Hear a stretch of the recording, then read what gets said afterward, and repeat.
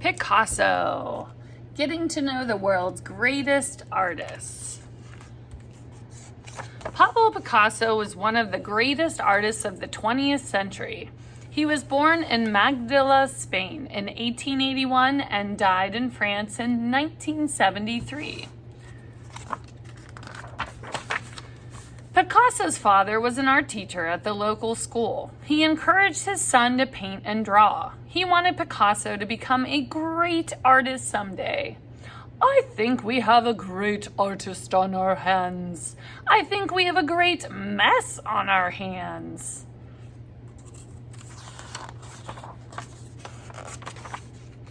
Picasso's painting style changed more over the period of his life than any other great artist.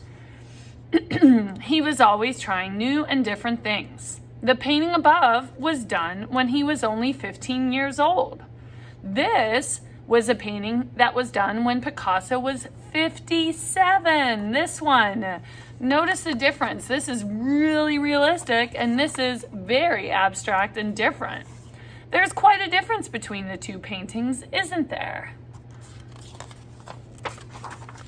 Sometimes Picasso would paint things that looked really flat. Sometimes he would paint things that looked so round that you might be able to pick them off the painting. When Picasso was 19, he left Spain and went to Paris, France. Some of his first paintings he did there look a little bit like the work of other famous French artists. This painting reminds many people of the work done by Lautrec. Some of Picasso's other early paintings remind people of Van Gogh, Gauguin, and Monet. The Blue Period. Oh no, and I'm missing a page. Then something happened. Picasso's paintings changed. His work became different from anyone else's. His best friend died, and Picasso felt alone and sad. At the same time, none of his paintings were selling, and he was almost starving to death. Because of his mood, Picasso began to paint with lots of blue. Blue, and just like the expression, if you're feeling down or blue, can be a really sad color. He made all the people in his paintings that looked very lonely and sad. And I do not know where that picture went. I'll have to find it, boys and girls. I'm sorry, we're missing an important page. Now, the Rose period came along. So the Rose period was when Picasso's Blue period ended because he met a girl named Fernandie. Fernandie and Picasso fell in love, and soon a happier color started showing up in Picasso's paintings. This was the beginning of the Rose period. Let's see what he says. I don't get it. One week he comes in and buys all my blue paint. The next week he comes in and buys all my rose-colored paint. So depending on sometimes a artist's mood, they can paint with different types of color to express their moods. Not only were Picasso's colors happier during the Rose period, but he started painting happier things. Picasso painted a lot of circus people during this time. He often painted them with their animals. The Rose period didn't last very long because Picasso found a new way to paint that was really exciting and different. Let's see what kind of style he found. Cubism. Cubism was the next style of painting that Picasso developed and made famous. This is a cubist painting of one of Picasso's friends. The man in the painting looks like he's been broken up into little cubes. You can see his eyes, his nose, there's a mouth, there's hands. Now, that's where the name Cubism came from. If you look closely, can you see the man's face, what he's wearing, his hands? There's also a bottle, a glass, and maybe even his pet cat. I think his pet cat is over here. Can you find anything else? When you're looking up close, can you see anything else in the painting? I don't know. Cubism is one of the most important periods in the history of modern art. For hundreds of years, artists tried very hard to paint things so they would look real. Then Picasso came along and he started to paint people and things that didn't look the way that people and things were supposed to look. And you know what? People were upset about that. So he was always shocking people. But when he started painting people who had eyes and noses in the wrong places, well, even some of his closest friends thought he had gone too far. Paintings are supposed to look wonderfully real like me. Stop, you're breaking me up. Ba-dum-bum, ching. Where does Picasso get these ridiculous ideas? Shh, here he comes with his new girlfriend. So this is a lot about how when artists, especially back during the time Picasso was alive, they would always be supposedly a real artist if they could make it look like an actual photograph. Picasso said, I can do that. It's boring me. I'm going to go crazy. I'm going to break up in shapes and color. And because that was new, people really didn't like that and it made them uncomfortable.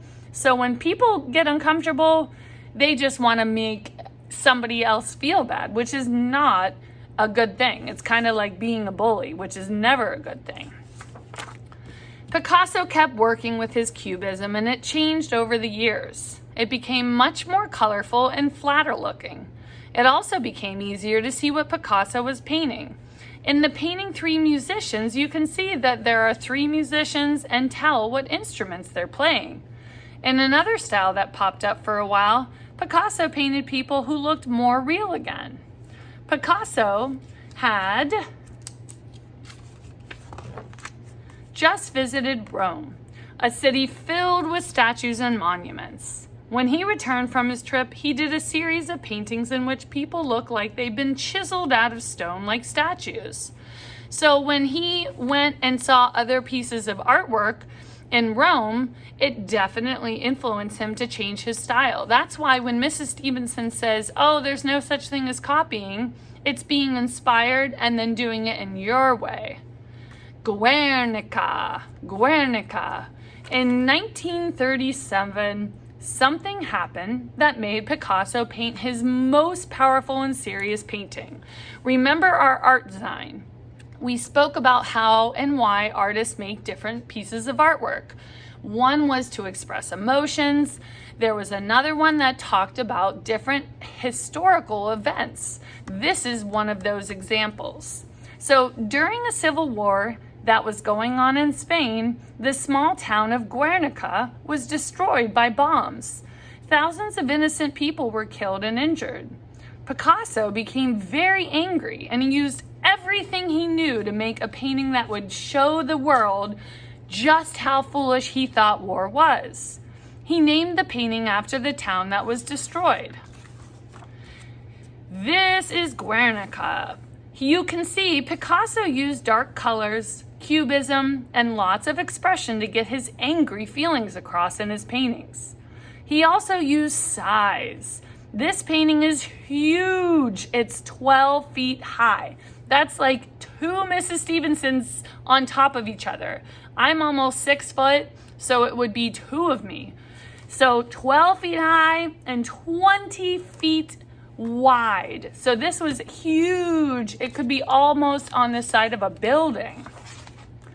Many of Picasso's paintings look funny because of the way he moves eyes, noses, and chins around.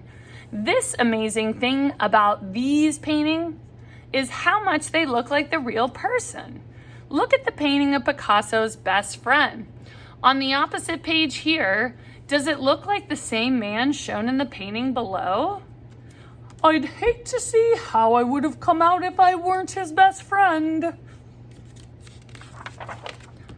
The thing that made Picasso such a great artist was his originality. He had the imagination to try new and different things through his entire life. And boys and girls, that takes bravery and courage.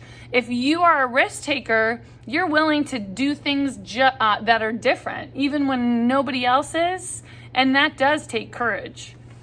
Picasso lived to be 92 years old. He was a great painter, but he was also great at other things too. He made sculptures, prints, drawings, beautifully colored dishes, and bowls. He even made costumes and sceneries for plays. It's a lot of fun to see real Picasso paintings. You'll be surprised at how big some of them are. Look for his paintings in your art museum.